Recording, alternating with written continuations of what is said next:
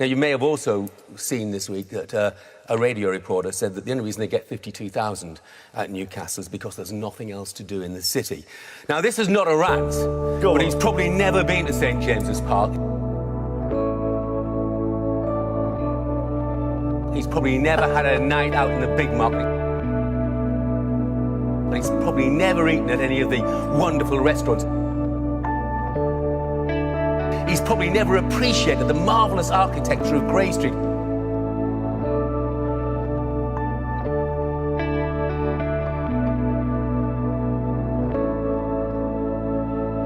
He'll never have been to the Theatre Rod. He'll never have been to the racecourse. He'll never have strolled along the quayside in the shadow of the Tyne Bridge. I doubt that he's ever visited the Baltic Gallery. He probably doesn't know that Greggs opened their first ever branch in Newcastle in 1951. He's never had a Newquay Brown and he's never eaten a stoddy cake.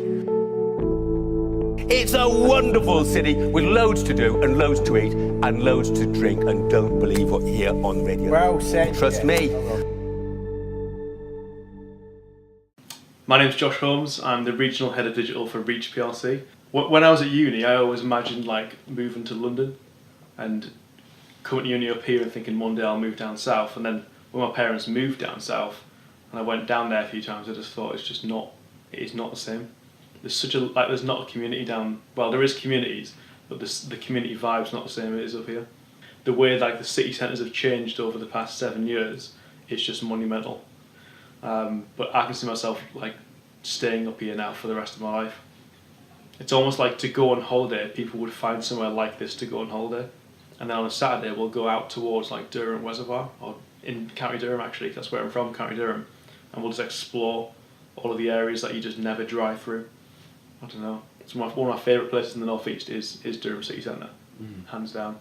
And the cathedral as well, like there's a massive cathedral there. The bars, the experience of being in the city centre, the countryside, the house prices, like all that follows, but the first thing it always starts with is the perception of the area. And I think it only takes like an hour or 2 hours for the perception to change. Everybody said to me, it's all about Geordie Shore, and I remember coming here and it was nothing like Geordie Shore. I think people are very warm and very friendly, and then welcome you into the fold. I'm sure there'll be some statistics somewhere that talk about the North East being one of the friendliest places in the country. Very friendly. Everyone's friendly, whether it's like inside or outside of work. The people in the North East are stereotypically known for being as friendly as probably anyone you could meet. If you go past someone in the street and they smile and stuff, like we take it for granted up here, but elsewhere it doesn't seem to be as apparent. Every store's different. You would know it was an IKEA store without it being blue and without it having a yellow logo.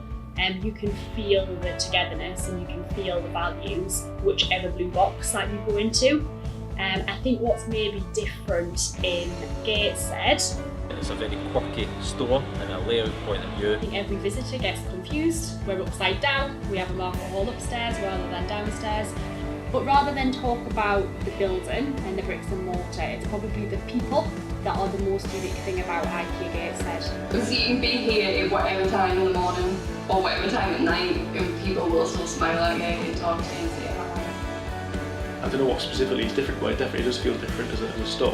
When we say the world is our oyster, in IKEA it really is.